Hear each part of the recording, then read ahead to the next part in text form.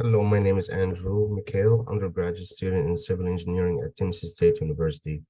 We are in the initial stage for experimental validation for this project. Here is an example for a diamond lattice structure made out of PLA. The joints are pantographic so that we can control the torsional stiffness KT.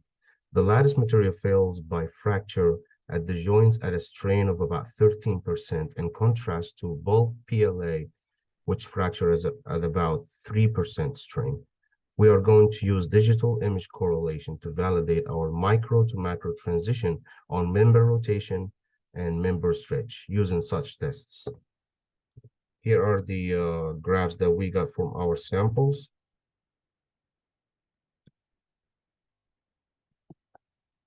And I have a video to show you here of the test. Here you can see elongation from both sides due to tensile forces. And finally, it snaps after some members broke. So we took those data and we get our graphs over here.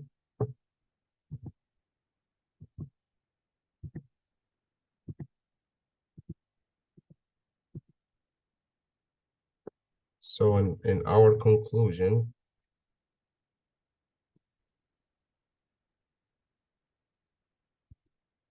we have developed micromechanics approach is satisfactory for both stretch-dominated and bending-dominated lattices.